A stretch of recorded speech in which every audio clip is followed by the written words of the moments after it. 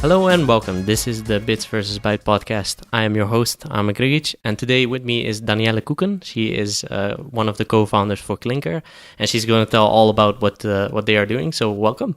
Thank you. So could you tell me a little bit about your background before we start talking about qlinker? Of course. I have a background in organizational science. And the last decade, I've been working in a banking and insurance company in that industry, in several functions in customer journey, customer service manager, and in operations. And I have made a switch about 3 years ago and to a social housing company. And actually, I've always been very curious about how things work, what makes them tick, how processes work, how systems work, getting things together and fixing things. And together with that, in that background I have and a black belt education, that makes that interest triggers actually more trying to fix things, trying to improve things, getting things more efficient. And that's what I do now at Mitros and at qlinker. Yeah. So you co-founded qlinker. Maybe you can tell me a little bit about what you want to achieve, and also how it came about to actually start what you're doing right now. Actually, qlinker is a startup of Mitros. Mitros is a housing company in Utrecht. And a few years ago, together with all the other companies in this branch, we tried to evolve our business, digitalize. Oh, that's a very difficult word. Yeah. More digitalization. Yeah. And actually, it's more automatization, getting self-service systems, a new web portal for the customers. And actually, the whole branch is moving in the same direction, which is a good thing. But at Mitros, we always said we want to be the best in the branch.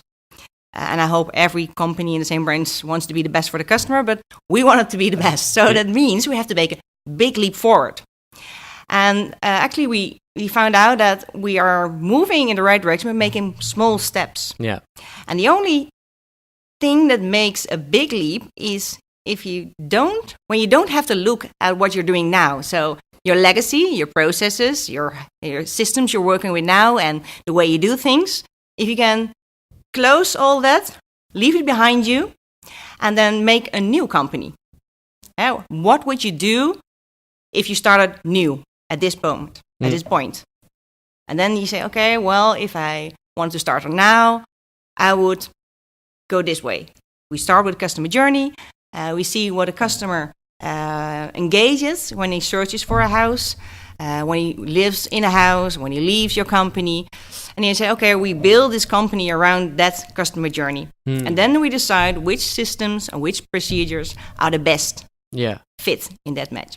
Yeah, and what I'm wondering about is that how long has Mitros been around? So how long ago was it founded? Oh, that's a good question. That's a good question. I think it's a while ago. It's pretty while ago. Yeah. I'm pretty sure it's been there for quite some time. Yeah. The thing is that why I'm asking that is that most of the housing companies in the Netherlands actually are there for a while, and that's also one of the reasons why getting to a kind of new kind of way of working and stuff like that is difficult, right? Because I don't know do you know how many people are working in Mitros now?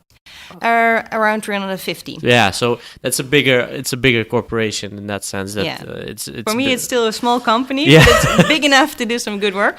But I know that in the whole of Netherlands there are 2.4 million social housing. Yeah, and therefore like more than 200 companies working in that direction. Yeah. So it's a big branch, and I think what you mean is it started quite some time ago. It's like the whole social thinking in the Netherlands, and it's a service. It's for people who don't have much money to spend, so they have a decent life and a decent house to live in.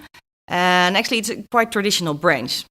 Yeah, and it's also, we talked a little bit before we started recording. It's also a branch or a sector that's not the same in every country, right? That it's in most countries they don't even have it, or it's different, totally different than what we're doing. So could you tell a little bit about what for example, Mitros or what you want to achieve with qlinker as well. What kind of service do you provide as a housing company in that sense? So what do you do? As you said, you have the kind of social housing and stuff like that. What does a company like Mitros provide to those people that are searching for example, for social housing or whatever? Yeah. Actually, we're just in the market to provide people good homes. Yeah, sure. So typically, a housing company builds houses. It makes sure that people. Actually, there's a lot of laws and regulations surrounded in this brand. So that means you have to follow a strict set of rules before someone can live in your house. And also, the people who want to live in a social house, they have to. Supply a lot amount of paper and data, and which ensures that they are allowed to live there. Yeah, like income and stuff like that, right? Exactly. Yeah. In the private sector, you just have to prove that you earn enough money to pay the rent. In social housing, it's the opposite. You can't have too much money, and then you have to fit in a kind of category. And a social housing company typically has to make sure that people with a certain amount of income fit into a certain box, and that's actually that's there's a lot of regulation about it. Yeah, and that's also maybe one of the things we've noticed as well, especially lately in the Netherlands. It's really hard to get a house anyway, not just in the social housing, but there are a lot of waiting lists, for example, in also for housing corporations, right? Especially in the big cities. Yes. Yeah. Well, there's a shortage of decent houses. It has been for some time, and I think it will be there for some time more to come. So that means the companies have to build more. The cities are growing like crazy, and in a city like Utrecht, where we are located, it has to be like 35% has to be social part. So that means the city is growing, it's exploding. So we have to build and provide those houses. It's like 7 to 8 years, sometimes more waiting time before you get a house. Yeah, which is crazy when you think about it, because especially if you if you need a house pretty quickly, it's a problem. It's pretty difficult. You have a problem. That's of course nobody's sleeping under a bridge normally in Holland. No, normally not. But you have a roof over your head, but you want a house of your own. I think the middle incomes, that's the problem, because there are a lot of people living in a house for people with a certain amount of income, and they could move on, but the next step isn't there. So for me, from a perspective of because I wanted to know, you started, as you said, with some financial services and went to, for example, Mitros. Why was that? Why that switch? Because I was just thinking about that. It's totally different than what you did before in the sense of the service that the company provides, right? Why Mitros? Why a housing company? Well, Mitros and qlinker, the same as every company, they're our company, but the difference is we don't have a commercial aspect. And when I finished work, well, actually, I took a break from my job. I said, okay, let's go and travel the world. Now it's time. Otherwise, we're too old, or we have our children will be too old. So me and my boyfriend, we both stopped our jobs. We took a leave, and we traveled for 6 months with our 2-year-old daughter. Oh, cool. And afterwards we came back, and then you decide, okay, what are we going to do now? Okay, we have to get a job, that's for sure. There's no escaping there. But, would be good if you didn't have to. Well, that will be a different kind of problem, I guess. What do you do with your spare time?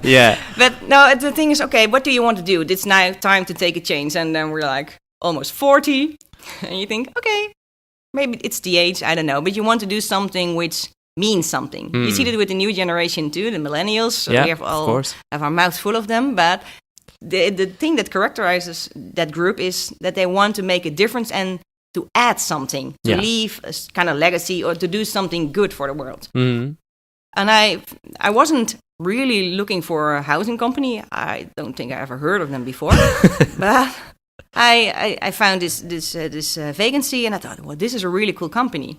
And my luck was that Mitros is a company who is pretty forward-minded and want to be progressive and want to provide better service and looking for challenges to achieve that goal.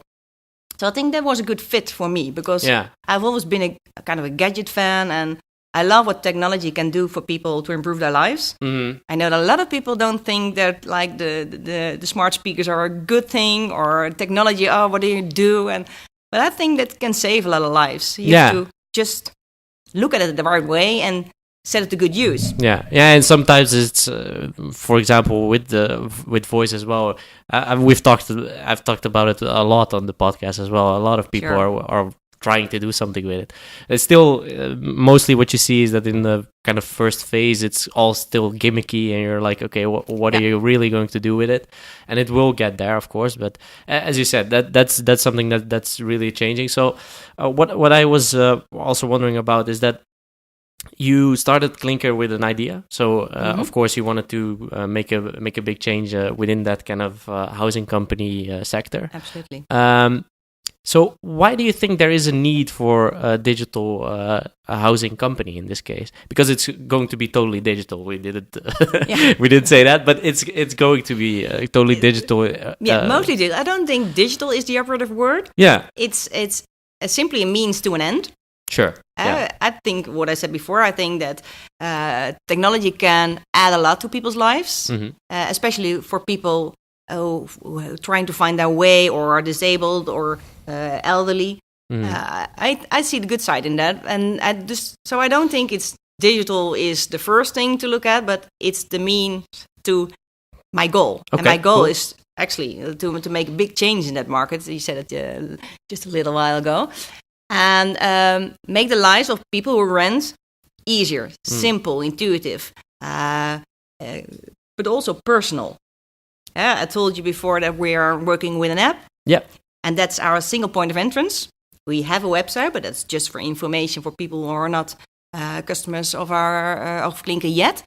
But our app is a single point of entrance, and central in that app, the one person you meet there is Q. That's our chatbot. So you ask her a lot of questions. She will help you. She will guide you. Yeah. And everything you want from that company, you do through your app. So if you have some repairs to be done, you ask your app. Of course, we can add a smart speaker, but the smart speaker is also in most people's phones. Yeah, it's exactly. The same, you have Google technology. Assistant or whatever. Yeah.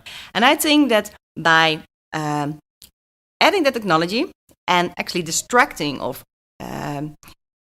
getting rid of all the administrative things, the repetition, those things which we don't really need. You get a robot to do that. Yeah. It's a bit of automation. It's not really hard. It's macros, as we call it. It's easy.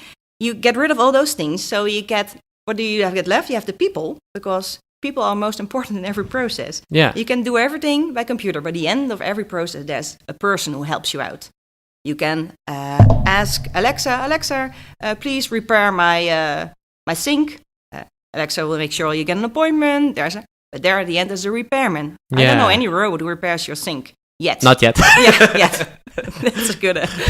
But you have, if you get rid of all those extras and things you don't really need, and then you get people who have room to talk to people, talk to your customers, help them out, get people on the streets, provide more service. And I think, but doing that, the customers will get better service and better satisfaction.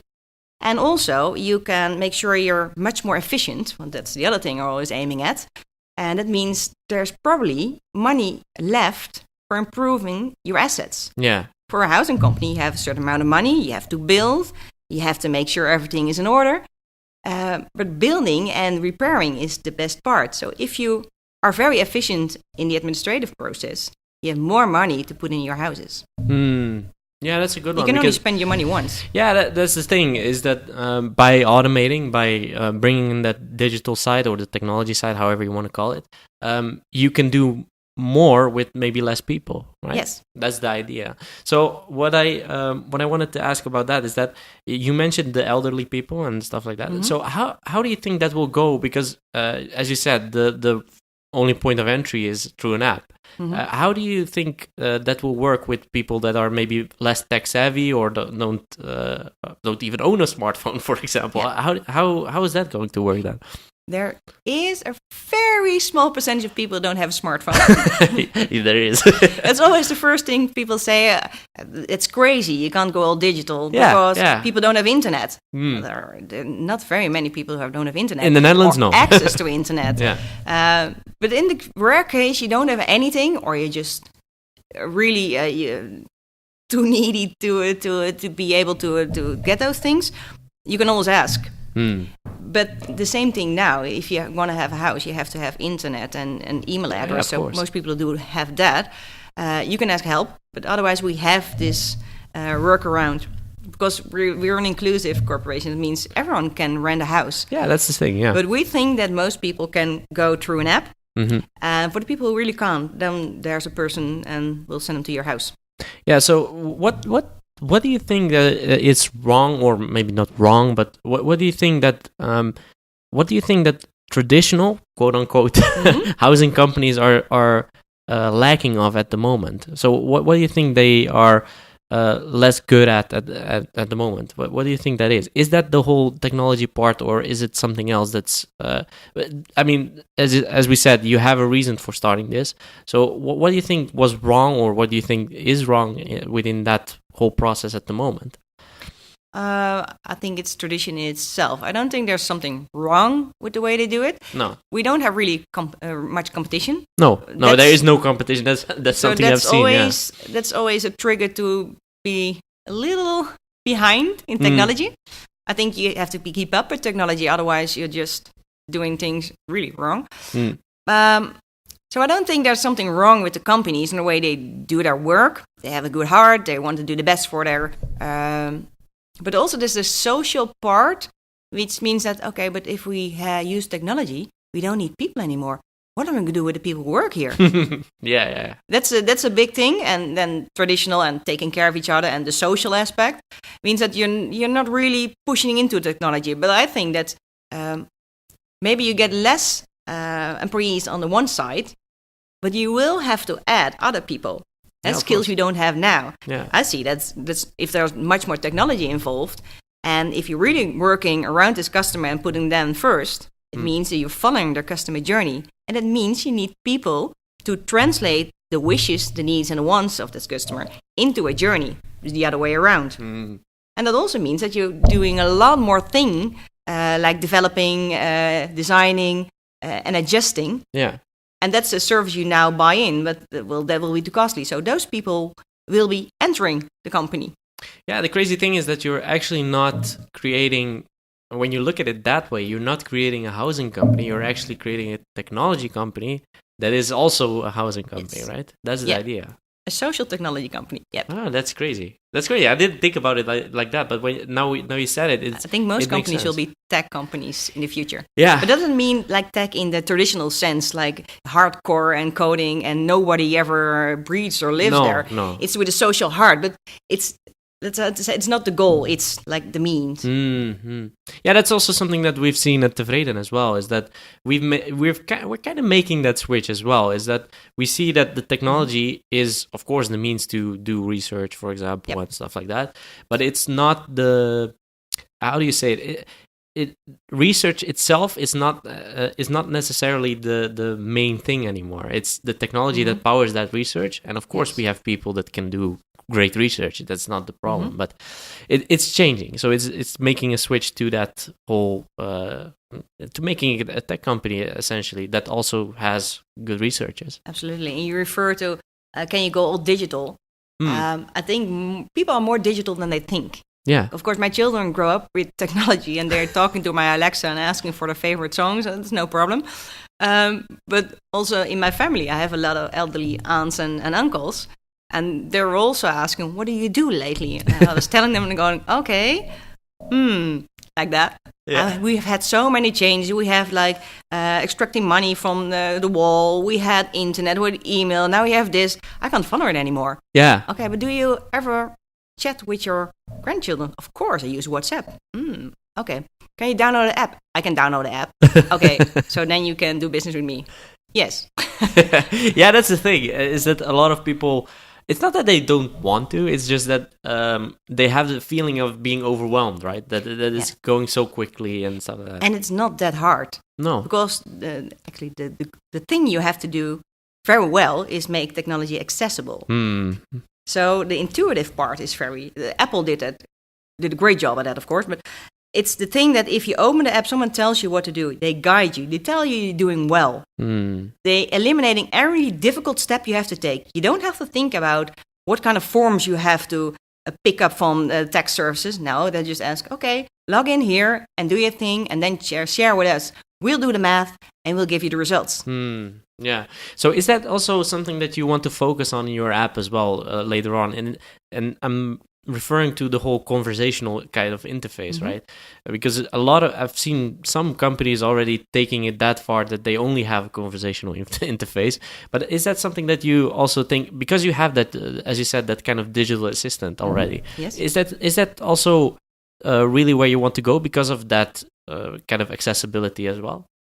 I think a good chatbot can answer a lot of questions, and they will learn. Of course, in the beginning, they will maybe answer 20%, and the rest go to a live agent. Yeah, but they will learn more. I really believe that people don't mind or don't care who's answering their questions, as long as they get a good answer. Yeah, if the answer is good, okay, I'll help. Thank you, bye, and on with your day. But if you don't know, if the chatbot doesn't know the answer, there's a live agent to help you out. Yeah, so it takes over and yes, stuff like that. And that's the thing. You only put in people, and the skill people have, which sets them aside from machines, is that they can have empathy, they can learn, they can relate to your situation, and they really can think out of the box. I'm pretty sure the machine can do that in the future too, but that's the thing where people are good at. Yeah, so the improvising, the creativity and stuff like that. So if there's not a straightforward problem, okay, I'll go think with you and I'll find some alternatives, I'll help you out, or I'll come to you and I'll hold your hand and we'll figure it out together. But that's the only time you have to put in people, because people time is scarce. Yeah, of course. I mean, as we discussed as well, and I've discussed this on the podcast as well, is that I've always said, like, people they're not good at scaling, right? So you cannot really scale people in the sense, of course, you can get more people into your company and stuff like that, but it doesn't really scale like technology can. Exactly. That's the real the real change between those two. So what I was wondering about as well is that what are some of the kind of challenges that you had starting this? Because I can imagine that for a company like Mitros, which is you want to be up front and you want to be one of the best companies for housing. So what are some of the challenges that you had while starting this, or while starting qlinker? My biggest challenge is patience, but I know that one. You can relate to that one. Yeah. But the thing is, I think the most challenging has been the regulations, legislation, the rule abiding. No, it has to be like this. And sometimes you have to be creative and very tenacious and thinking, okay, but I really wanted to go differently. I really wanted to go much simpler and easier, and that it feels so much better, that process, like an intuitive process. And sometimes you can find a way around it, but when it comes to law, you sometimes have to suck it up and take your loss. Do you have like an example of that? For example, what did really annoy you? I don't know if I can say that loud. It doesn't really annoy me, but it's like a crap. You want to do it easier. I wanted to do it so much easier, and then it's like the law says, I have no idea how to say it in English. Yeah, it's giving houses fitting to a category. So it has to be. You have to do 90% of the houses you rent out have to be in a kind of category, and you can't do more, and otherwise you get all these people on the I get it. your back. Yeah. So the placement of people has to be has correct. To be exactly according to rules. Yeah. And you can't bend around that. So you have to do it just like that. And it's I like the validation of your income. It's easily done by DigiD. Yeah. You log in, you get your stuff from the account. You can all kind of sources you can add, and then you can do some business rules engine there, and you can make the math, and you can see it's a match or not. That's quite easy enough. But then law says that you have to have a document.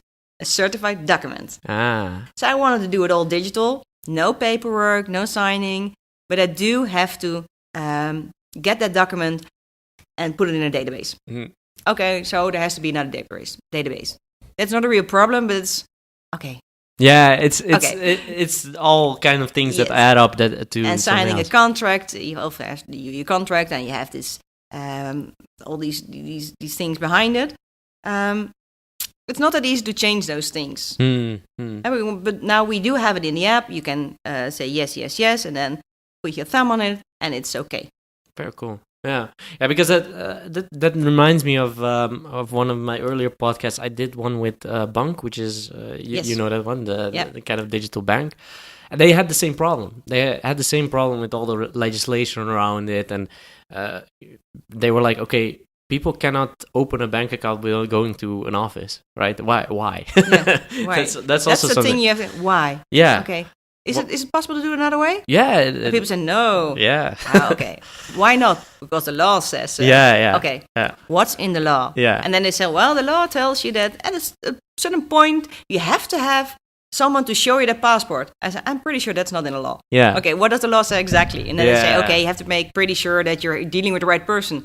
Okay, I can do that another way. Yeah. Then you step further. Yeah, and they did it with, for example, when you start an account with them, you need to make a picture of your driver's license, passport, or whatever. Yeah. So they work around it that way. But it reminds me of that a lot. So it reminds me the kind of will to change a sector with this kind of technology is pretty much the same. It's just a different sector. Yeah. So. We talked a little bit about that kind of chatbot and stuff like that. So, how does that work? Because how do you create that yourself, or do you look for partners, for example, that can help you with creating these kind of solutions? How does that work? We want to have partnerships. Yeah, we are actually at qlinker we're only a few people, and we're not working there full time, so it's next to your own job. And what we did, we had a challenges to the market, and we asked for companies, startup, scale-ups to give them our concept. And say, okay, do you have a concept which is not really on paper only, but maybe some proven technology, almost proven technology, which can help us improve? And we got like hundreds of hundreds of applications. Hundreds of applications, which was great, of course. And we found some really good partners. And what we asked them is, we want to make a difference in this market. And of course, if it works, that's in the housing company market. We're not each other's competition. So if I find something that works, I will share it with the others. Yeah. Because what we want is a better experience for our customer. We don't want to make money. We don't want to sit on our concepts. It's open for everyone who wants to use it. And so that also means that for the partners you work with, you ask them, okay, think with me, work with me, add a little bit of your own money and your own time or whatever. And you can enter a big market if it works. But do you want to venture on this dream with us? That's what we ask them. Yeah, I understand that one, because it's hard to do everything correctly, right? To get every aspect right. As you said, creating a chatbot, I mean, that's not what you set out to do. It's just one of the parts that you want to use to get to that dream of. And the architecture is like crazy. It's exploding, and we have to do this and that, and then link it together, and an API here and an API there. Yeah, which is fantastic, because then it means everything works fine together. But it's more than I've ever known about technology. Yeah. Did you expect that? Did you expect before you started that you had to do all these things and all these kind of integrations with each other? Did you expect that before? To some extent, of course. I knew that, okay, you have a system, we didn't want to have this ERP. So we said, okay, we want the different building blocks working together, different databases, modules which you can interact, take out, put in something else, so you don't get stuck, and you get this living environment. So I knew, of course, that you have to pull things together. But like the level deeper into technology means that, okay, if you want to add one database to the other, there's always some 3 steps in between. Yeah. And that's not my field of expertise, but I can follow it. but I'm pretty happy that we have people who really know what they're doing there. Yeah, because you had like I think I saw something on your website about a partner that also does like the data warehousing and stuff like that, right? So what do they actually, so do they provide just the software or also the kind of getting those things together in that big data warehouse? Do they do everything, or is just the software or whatever? It depends on which partner. Yeah, exactly. Some just give expertise, others in that software and putting everything together. One of the people who also works in qlinker, Dan Peters, is our IT manager at Mitros. Mm-hmm. So he really knows what he's doing. And what a partner of both the solutions. We have an architect there, and she's worth her weight in gold. Yeah, of she course. really knows how to put everything together. And the good thing is that I think it's most important that people know what you're doing. It's not like, okay, I'm a tech and I just know how tech and I just sit behind my computer. But okay, what do you want to achieve? How can we do things better? Thinking a little bit further along the lines. Yeah. So you really needed the people, especially within the tech kind of side, and that's hard to find, to get people that not just know how to create code or how, but also can think about the business and stuff like that. Yes. Yeah, so that's interesting to me as well. Is that that's also what I always look for in people when I'm for example hiring in the tech side. Is that can they also think about my business and not just about the whole technology and can they communicate about it? Yeah, that's can also they tell me in layman's terms what am I doing? Yeah, but that's hard. I mean, that for example for developers, I know that's the biggest. Well, not the fear, but it's the hardest thing for them to do, to actually explain to you in like basic terms, okay, we're going to integrate this with this, and then you get this. Yeah. Instead of you need to do this kind of HTTP call, and then that's it. You're gonna what? So, what I wanted to ask for you to give me as well is that what's your kind of vision of what a housing company would look like in the future? Because we know in the Netherlands, we know most people know how it works right now. It's calling your housing company if something's broken or whatever. How do you see that evolving in the future? For example, with what you are doing at the moment. With qlinker, we have this idea that you can't call us. That's one thing. Yeah. That's a big we've thrown that out. We deleted that part. So we have this app you can use, and actually it's like kind of interaction. What I see for the housing companies in the future is that, of course, much more technology. I think your fridge in the future will tell you what to do, and all the tech in your house will tell, your windows will tell you, okay, I need a little piece of paint. Your radiators will tell you, okay, you need to flush me, whatever. I think tech will make sure that you don't have to think about everyday life that much. Everything will be connected to each other. Yes. And then, zeg maar, the contact with your housing company when you need to, it's simple. You tell them, and it just acts without all the steps in between. So if you have a repair, you tap your window and say, notice, okay, there's a chip in the window. By example, don't have to be that way, but you tap it. It says, okay, this window is broken. Okay, broken. Yes. Do you want to repair? Yes. Tick, tick, ready. Crazy. And it goes straight to. You don't have to have a repairman in your company. You can also have a handy neighbor who accepts the job. You can add all kind of platforms together. Didn't think about that that way. But you can add voice. If I think if everyone has a smart speaker, you can Alexa, okay, Google, call qlinker. Tell them my window is broken from my house. Okay, I'll tell qlinker. Is it in the front of your house or in the back of your house? Okay, it's in the back of my house. Okay, then you know which measurements there is, and that's all there is to it. Yeah. That's better than calling. That's better than calling. That's for sure better than calling. If you could, and you don't have to wait for your company to open from 9 to 5. You can do it all year round. Just it doesn't matter where you are or what time you are doing it. You can do your business. Yeah, that's the big thing. Also with the kind of smart speakers and stuff like that. It's just I always say kind of the biggest thing we have as humans is kind of our voice, right? And using it in that whole contextual part. That's for me the most interesting thing, is that I don't need an interface anymore that I can click on then I can just say it. I can just say, okay, my window broke, and I want help me out. Yeah.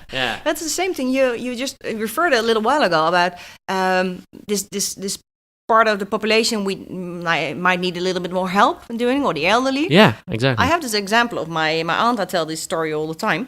If people tell me, do you have a speaker in your house? But that thing listens. This is all the time, and I don't mind. I don't have anything very, very interesting, which I do at home. But my aunt fell out of bed one time, and she couldn't get up. Yeah, and she couldn't get to the phone.